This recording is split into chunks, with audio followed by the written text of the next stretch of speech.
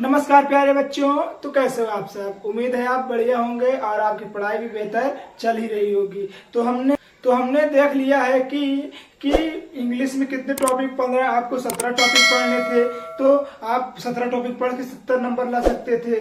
ठीक उसी प्रकार हमने हिंदी में भी देखा कि हिंदी में मात्र 15 टॉपिक आप पढ़ के 70 और 70 ला सकते हैं।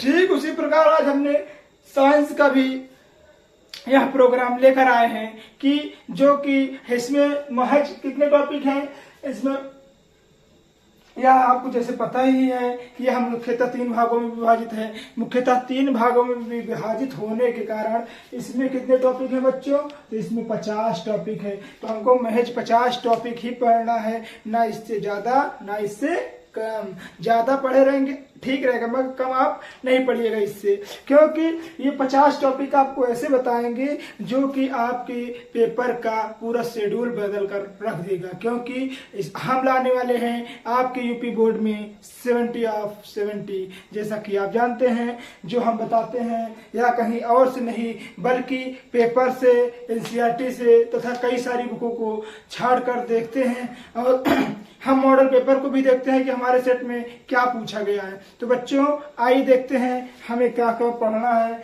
कौन कौन सा टॉपिक पढ़ना है जो हमारे एग्जाम बोर्ड के लिए बेहतर सिद्ध हो और कह सकते हैं हमारा अच्छा से अच्छा परसेंट बन सके। तो आइए देखते हैं। जैसा कि आप जान रहे हैं क्लास 10th है। विज्ञान जैसे कि आप जान रहे हैं हमने इंग्लिश देख लिया है, हिंदी भी देख लिया है। तो आज हम देखेंगे विज्ञान 2024 और 25 बोर्ड के बच्चों के लिए। तो आज हम देखेंगे 24 और 25 बोर्ड के बच्चों के लिए, जो कि कितना महत्वपूर्ण सिर्फ 50 टॉपिक पढ़ना है बस बच्चों। 50 टॉपिक से आप कम मत पढ़ना, 50 टॉपिक से ज्यादा पढ़ना। आप कह सकते हैं यही 50 टॉपिक अगर आप पढ़ के चले जाते हैं तो आपका 70 आउट ऑफ 70 लाने से कोई नहीं रोक पाएगा, क्योंकि 30 नंबर तो आपको स्कूल से मिलता है, उसकी तो हम गारंटी नहीं ले सकते। क्योंकि जैसे आप लिखे रहेंगे प्रैक्टिकल वैसे आपको नंबर मिलेगा, उसमें भी महज 1-2 नंबर ही काटते हैं। अगर स्कूल वाले अच्छे हैं, आप अच्छे हैं, स्कूल रोज जाते हैं, तो आपको 30 और 30 दे देते हैं। तो आइए देखते हैं हमें 50 टॉपिक कौन कौन सा पढ़ना है, कौन सा फिजिक्स के अंतर्गत आता है, कौन कौन हमें बायोलॉजी के अंतर्गत पढ़ना है और कौन कौन केमिस्ट्री के अंतर्गत पढ़ना है। तो आइए देखते हैं। पहला केमिस्ट्री पोर्शन देखेंगे, क्योंकि जैसा कि आप जानते हैं हमारे सिलेबस में पहला केमिस्ट्री पोर्शन है, फिर बायोलॉजी है, फिर फिजिक्स है। तो आइए हम देखते हैं केमिस्ट्री में क्या पढ़ना है। तो केमिस्ट्री में हमें पढ़ना है संयोजन एवं वियोजन अभिक्रिया। Its topic is very important because this topic is come to your examination for every year in 3 or 4 set in your examination sets। मतलब कह सकते हैं कि आपकी एग्जामिनेशन में जो सेट, मतलब कह सकते हैं कि 7 सेट्स पूछते हैं। 7 सेट्स में किसी 7 में कह सकते हैं 3 से 4 सेट में संयोजन तथा वियोजन अभिक्रिया आती है और इसके उदाहरण भी पूछते हैं। हमने आपको संयोजन और वियोजन अभिक्रिया पढ़ा दिया है, आप नीचे डिस्क्रिप्शन या प्लेलिस्ट में जाकर अवश्य देख लीजिएगा। नंबर 2 किसका देखना है? ऊष्माक्षेपी व ऊष्माशोषी अभिक्रिया। ऐसी अभिक्रिया जो ऊष्मा को निकालती है उसे ऊष्माक्षेपी अभिक्रिया कहते हैं। ऐसी अभिक्रिया जो ऊष्मा को शोषण करती है, शोषित करती है, उसे हम ऊष्माक्षेपी शोषी अभिक्रिया कहते हैं। तो इसको भी हमने पढ़ा कर देख लिया है, दे दिया है आपको प्लेलिस्ट में। आपको सब टॉपिक पढ़ा रहेगा, आप एक एक करके जाकर अवश्य देख ले। तो नंबर 3 क्या है? रासायनिक समीकरण संतुलित करना है। जैसे हमने आपको संतुलित करके दिखाया था H2O वाला प्लस हमने H2 को अलग लिया था और O2 को अलग लिया था। O2 को अलग लिया था, तो हमने कुल मिलाकर क्या बनाया था? 2H2O।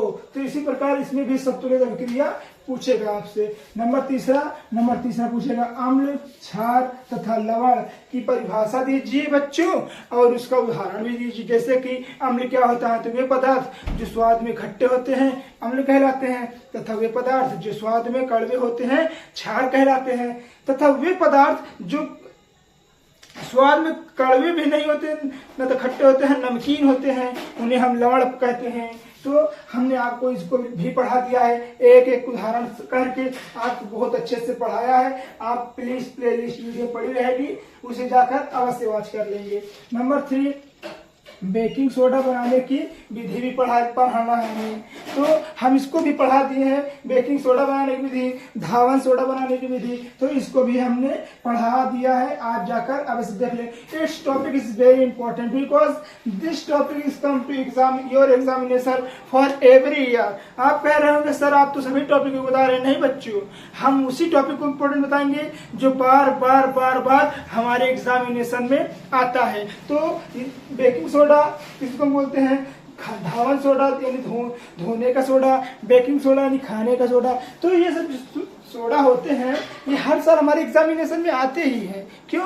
क्योंकि ये जो सोडा होते हैं बहुत इंपॉर्टेंट होते हैं। ठीक उसी प्रकार हमारे सिलेबस में पीओपी आप कह रहे होंगे सर पीओपी क्या होता है? पीओपी का फुल फॉर्म होता है प्लास्टर ऑफ पेरिस।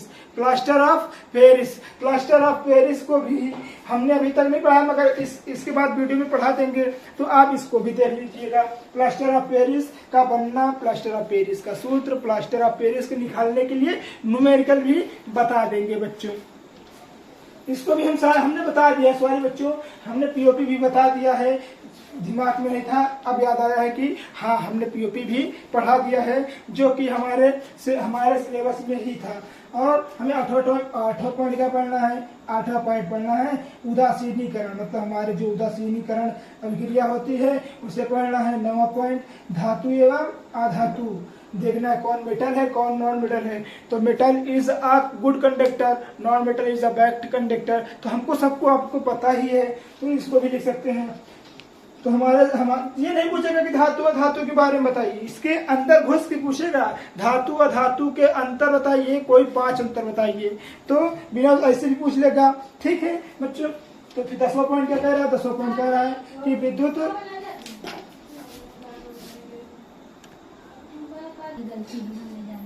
9वां टॉपिक हमने देख लिया है कि धातु और धातु के बारे में हमें पढ़ना है। तो 10वां पॉइंट हमसे क्या कह रहा है? 10वां पॉइंट कह रहा है कि विद्युत रासायनिक श्रेणी क्या होती है। विद्युत रासायनिक श्रेणी क्या होती है, या सक्रियता श्रेणी भी आपसे पूछ लेगा। तो हमने बच्चों आपको विद्युत रासायनिक श्रेणी और सक्रियता श्रेणी भी बता दिया है। यह टॉपिक तो तीसरे चैप्टर में ही है, धातु अधातु, तो हमने आपको इसको भी बता दिया है। और हमारा जो विद्युत रासायनिक श्रेणी है इसको तो बता ही दिया है, और इसको भी बता दिया कि संतृप्त एवं असंतृप्त हाइड्रोकार्बन किसे कहते हैं। तो हम कह सकते हैं संतृप्त हाइड्रोकार्बन उसे कहते हैं जिसमें 1 और 2 बॉन्ड होते हैं, परंतु असंतृप्त हाइड्रोकार्बन उसे कहते हैं जिनमें न तो 1 बॉन्ड होते हैं न तो 2 बॉन्ड होते हैं, अर्थात हम कह सकते हैं उसमें 3 बॉन्ड होते हैं। तो 3 बॉन्डों से मिलकर बनने यौगिक को असंतृप्त हाइड्रोकार्बन कहते हैं।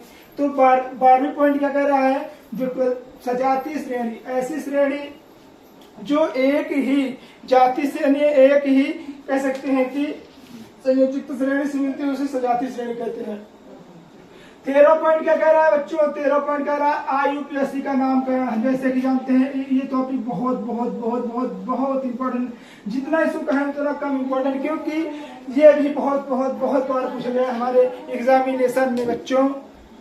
तो हमारे पास 14 नंबर क्या है? साबुनीकरण, अर्थात हम कह सकते हैं साबुन का बनाना, कह सकते हैं साबुन का बनाना। इसको भी हमारे पेपर में पूछा जाता है बार बार। उसके बाद बच्चों एस्टरीकरण, जो कि एस्टरीकरण अभिक्रिया होती है, यह भी हमारे लास्ट चैप्टर में है, यह भी हमारे लास्ट चैप्टर में है। तो बच्चों हमको 15 नंबर टॉपिक है, हमने एस्टरीकरण अभिक्रिया पढ़ना है। तो ये जो एस्टरीकरण अभिक्रिया होती है, एस्टर बना, इसमें क्या बनाना रहता है? इसमें एस्टर बनाना रहता है। यह टॉपिक भी बहुत बहुत इंपॉर्टेंट टॉपिक है, क्योंकि यह भी बहुत बार पूछा गया है, परंतु बच्चे इसको हल्के में लेकर नहीं करते हैं और छोड़ देते हैं, जिसके कारण अपना नंबर गंवा बैठते हैं।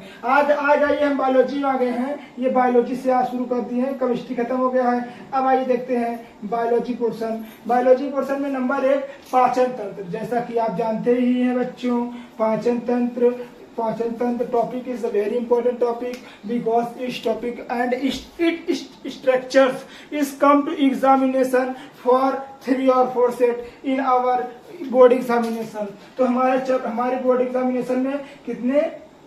तो 3 से 4 कह सकते हैं कि पाचन तंत्र में आ जाते हैं। जैसे पाचन तंत्र में आहार नाल क्या है, हम कह सकते हैं कि जठर ग्रंथि क्या है और हमारे पास यकृत क्या है, तो पूछ ही लेता है इसमें। इसीलिए कह सकते हैं कि जो पाचन तंत्र का डायग्राम होता है, मुख से लेकर हमारे अग्नाशय होते हुए गुदा द्वार तक जो जाता है उसे ही हम पाचन तंत्र में आता है। तो हमारे पाचन तंत्र में जो स्ट्रक्चर होता है ये भी बहुत स्ट्रक्चर होता है, ये बहुत इंपॉर्टेंट होता है। उसी प्रकार श्वसन तंत्र किसे कहते हैं, जब हम अपनी श्वास द्वारा सांस लेने की प्रक्रिया को ही श्वसन कहते हैं, अर्थात हम कह सकते हैं श्वसन, इसमें भी बहुत इंपॉर्टेंट टॉपिक है। ठीक उसी प्रकार उत्सर्जन। तो बच्चों ये तीनों जो है इसी में पाचन तंत्र में आ जाएगा। तो हमने 18 टॉपिक देख लिया है। अब आइए देखते हैं 19 नंबर जैसे कि आप जानते हैं लैंगिक जनन और अलैंगिक जनन। ये तो हमेशा पूछा ही जाता है, क्योंकि बच्चों आजकल के बढ़ते हुए जीवन के बारे में हमें ज्ञात रहना अति आवश्यक है, नहीं तो हम अज्ञानता के कारण भूलवश कई सारी गलतियां कर बैठते हैं। तो वही कारण मतलब कह रहे हैं ना, हमें लैंगिक और अलैंगिक जनन के बारे में भी पढ़ाया जाता है। ये भी टॉपिक बहुत इंपॉर्टेंट है। नंबर 3 परागण होता है, जैसे परागण हो गया, पर परागण, स्वपरागण। तो इसमें भी ये स्वपरागण कैसे होता है और पर परागण क्या होता है, दोनों में अंतर बताइए। और यह भी कह देता है कि पर परागण में होने वाले लाभ बताइए, स्वपरागण से होने वाले लाभ बताइए तथा हानि बताइए, ये भी पूछ सकता है। हाँ बच्चों, ये देखिए पुष्प की संरचना आपको याद कर लेनी होगी, क्योंकि अगर आप 12 में बायोलॉजी लेते हैं तो यह भी 12 के लिए भी लाभदायक होगा और 10 के लिए तो लाभदायक ही होगा ही। अब इसमें जैसे हो गया वृंत हो गया, ठीक है, इसमें वृंत हो गया, कहते हैं कि जिससे हम पकड़ते हैं उसको क्या कहते हैं, वृंत कहते हैं। और क्या हो गया, पुष्प हो गया, पुष्प की पत्तियां हो गई, और पुष्प के अंदर अंडाशय हो गए, नर जनन तंत्र, स्त्री जनन तंत्र इसमें भी आता है। तो आपको पुष्प की संरचना एकदम अच्छे से कह सकते हैं कंठस्थ कर लेनी होगी।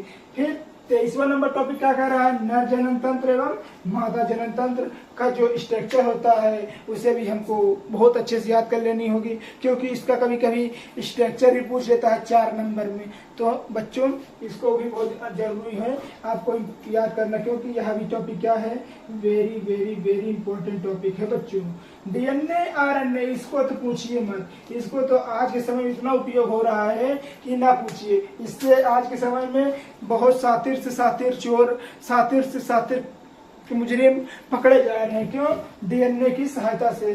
तो यहाँ भी बहुत पूछ सकता है कि डीएनए और आरएनए में कोई 5 अंतर बताइए, तो आप बता देंगे। इजीली नहीं बता पाएंगे तो हम आपको अंतर वाले प्रश्न करा दिए हैं, उसमें आप जाकर देख सकते हैं, डीएनए और आरएनए में अंतर भी बता दिया है। नंबर 25वां टॉपिक क्या है, मेंडल के आनुवंशिकता के नियम। ये टॉपिक भी बहुत इंपॉर्टेंट है। मेंडल आनुवंशिकता के 3 नियम बताए थे, जैसे कि आप जैसे जानते हैं मटर के जैसे गोल, पीला, झुर्रीदार, हरा, ठीक है। पृथक्करण बताए थे, ठीक है। एक पृथक्करण था, एक हमारा था द्विसंकर। तो ये संकर क्या कैसे कहते हैं, द्विसंकर किसे कहते हैं, वो भी हमसे पूछता ही है। और 27वां नंबर क्या होगा, लिंग निर्धारण। हाँ बच्चों, ये हमारे जो शरीर, माताओं के शरीर में बच्चों का लिंग निर्धारण होता है उसके बारे में भी यह बहुत पूछा जाता है। 28 नंबर मानव मस्तिष्क के बारे में पूछेगा। मानव मस्तिष्क क्या है, मानव मस्तिष्क में होने वाले, पाए जाने वाले निम्नलिखित ग्रंथियों को लिखिए। नंबर 29 तंत्रिका तंत्र, जो उसको हम आपको पढ़ा ही दिए हैं। अब आइए फिर फिजिक्स में आते हैं। यहाँ से हमारी क्या शुरू हो गई बच्चों, फिजिक्स शुरू हो गई। अब हम आइए 30 टॉपिक देखते हैं बच्चों। हमने अभी से लेकर 30 टॉपिक तक क्लियर कर लिया है। 30वां टॉपिक है प्रकाश का परावर्तन। हमने आपको बताया है प्रकाश का परावर्तन ऐसे ही है ना, जब प्रकाश एक माध्यम से दूसरे माध्यम में जाती है तो टकरा कर वापस उसी माध्यम निकल जाने की प्रक्रिया को ही प्रकाश का परावर्तन कहते हैं। तो हमने आपको बता दिया है। अगर आप नहीं देखे हैं तो आपको नीचे डिस्क्रिप्शन या प्लेलिस्ट में वीडियो मिल जाएगी, या तो आप सर्च कर लीजिएगा प्रकाश का परावर्तन बाई राजा यादव सर, आपको तुरंत आ जाएगा। ठीक उसी प्रकार आइए 30वां टॉपिक देखते हैं।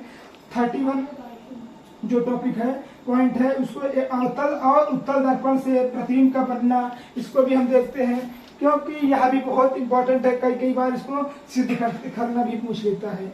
32वां टॉपिक क्या कह रहा है? प्रकाश का अपवर्तन। प्रकाश का अपवर्तन क्या है? प्रकाश के अपवर्तन की व्याख्या कीजिए। ठीक उसी प्रकार लेंस पूछ लेता है। लेंस क्या है? लेंस कितने प्रकार के होते हैं? उत्तल और अवतल लेंस में अंतर बताइए। नंबर 34वां टॉपिक क्या है? तो मानव नेत्र का सचित्र वर्णन। अभी देखिए आप कह रहे होंगे सर मानव नेत्र बायोलॉजी में आता है मगर इसमें फिजिक्स में क्यों दे दिया है? तो बच्चों फिजिक्स इसलिए। बच्चों 35वां जो टॉपिक है 35 नंबर का टॉपिक है, इसमें है ओम का नियम। ओम का नियम जैसे कि आप जानते हैं इसको हमने सिद्ध करवा दिया है। V = I/R। इसका ये फार्मूला हो गया। तो इसका ये जो फार्मूला हो गया V = I/R ओम का नियम कहलाता है। जैसे किसी चालक की भौतिक अवस्था जैसे ताप, दाब, क्षेत्रफल आदि में परिवर्तन न किया जाए तो उसमें आने वाले आवेश के व्युत्क्रमानुपाती होता है, या कह सकते हैं कि उसके क्या होता है? उसके योग के बराबर होता है। हमने अब आइए 36वां नंबर देखते हैं विद्युत धारा। विद्युत धारा भी बहुत इंपॉर्टेंट टॉपिक है क्योंकि न्यूमेरिकल बहुत ज्यादा पूछा जाता है। विद्युत धारा को हम I से प्रदर्शित करते हैं। किससे? I से। I = Q/R या तो कह सकते हैं Q/IR हो जाता है। उसी प्रकार विद्युत प्रतिरोध हो गया। विद्युत प्रतिरोध को हम R से प्रदर्शित करते हैं बच्चों। अब इसमें विद्युत प्रतिरोध भी दो प्रकार के होते हैं। नंबर 1 हो गया श्रेणी क्रम, नंबर 2 हो गया समांतर क्रम। तो आइए हम इसके नेक्स्ट पॉइंट में देखते हैं। आइए देखते हैं श्रेणी क्रम समांतर क्या है और समांतर क्रम संयोजन क्या है। कुल मिलाकर 37 टॉपिक देख लिया है। अब आइए देखते हैं 38वां टॉपिक। हमारे पास टोटल कितने टॉपिक बचे हैं? टोटल हमारे पास 13 टॉपिक और बचे हैं। उसके बाद हमें पता चल जाएगा कि हमें अपने बोर्ड एग्जामिनेशन के पहले कौन कौन सा टॉपिक पढ़ना था। तो 38 नंबर का था श्रेणी क्रम। हमने आपको बताया कि प्रतिरोधक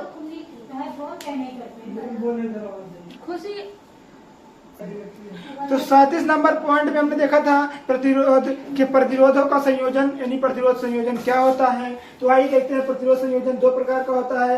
नंबर 1 श्रेणी क्रम संयोजन, नंबर 2 समांतर क्रम संयोजन। श्रेणी क्रम संयोजन का फार्मूला क्या होता है बच्चों? तो R = R1 + R2 + R3। ये क्या होता है बच्चों? श्रेणी क्रम का फार्मूला होता है। अपितु समांतर क्रम का फार्मूला क्या होता है? तो समांतर क्रम का फार्मूला होता है 1/R = 1/R2 R1 1/R2 + 1/R3। ये क्या हो गया बच्चों? तो ये हो गया श्रेणी क्रम का समांतर क्रम का फार्मूला। समांतर क्रम का फार्मूला क्या हो गया? तो 1/R1 + 1/R2 + 1/R3। ये हो गया हमारे कितना? 1/R के बराबर। तो भाई नंबर कितना देखते हैं? Number 40 number point. 40 number point हमारा क्या है? आइए देखते हैं 40 नंबर पॉइंट हमारा है वैद्युत विभव। वैद्युत विभव क्या होता है? 41वें नंबर में है वैद्युत विभवांतर। तो इसको भी हमने पढ़ा दिया है। यदि आप नहीं देखे हैं तो प्लीज वीडियो प्लेलिस्ट में पड़ी रहेगी, उसे भी जाकर अवश्य देखें। 42 जो आइए देखते हैं 44 नंबर टॉपिक। तो क्या है? बायो-सेवर्ट का नियम। बायो-सेवर्ट का नियम कुछ इस प्रकार था कि इस प्रकार की क्या प्रक्रिया रहेगा उसी में से आपको निकालना रहेगा। नंबर 45 बायो-सेवर्ट का नियम भी यहाँ भी बहुत इंपॉर्टेंट पॉइंट है। नंबर 45 फ्लेमिंग के बाएं हाथ का नियम। उसी प्रकार फ्लेमिंग के दाएं हाथ का नियम। यह भी ये प्रायः हमारे चैप्टर में पूछा ही जाता है सिलेबस में। नंबर 46 क्या है? जो कि बहुत इंपॉर्टेंट है। नंबर 46 क्या है? नंबर 46 है मैक्सवेल के दक्षिणावर्त पेच का नियम। यदि पेचकस को हम पेच को इस प्रकार घुमाएं कि पेचकस दाएं सिरे से घूमे और कस उठे, इसे मैक्सवेल का दक्षिणावर्त पेच का नियम कहते हैं। ठीक उसी प्रकार 47 नंबर का पॉइंट क्या है? विद्युत चुंबकीय प्रेरण या कह सकते हैं विद्युत धारा का चुंबकीय प्रभाव। यह भी क्या है बच्चों? यह भी बहुत इंपॉर्टेंट पॉइंट है। नंबर 48 फैराडे का नियम। फैराडे का नियम इसका भी बहुत इंपॉर्टेंट पॉइंट है हमारे एग्जामिनेशन दृष्टिकोण से। नंबर 49 है ओजोन परत का अपक्षय। कह सकते हैं कि दिन प्रतिदिन हमारे कह सकते हैं दिन प्रतिदिन हमारे वातावरण में ओजोन का अपक्षय होने के कारण परत क्या हो रही है, छिद्र हो रहा है। नंबर 50 और लास्ट पॉइंट क्या है, ऊर्जा के स्रोत। ऊर्जा के कितने स्रोत हैं, तो नैनोली ऊर्जा के कई सारे स्रोत हैं जिसको हम पढ़ेंगे एक एक करके। तो दोस्तों आज की वीडियो में बस इतना ही, मिलते हैं नेक्स्ट वीडियो में, तब तक के लिए धन्यवाद। अगर आप इस वीडियो आपको अच्छी लगी हो तो प्लीज वीडियो को लाइक कर दीजिए। अगर आप इस चैनल पर नए हो प्लीज चैनल को सब्सक्राइब करना ना भूलें। Thank you.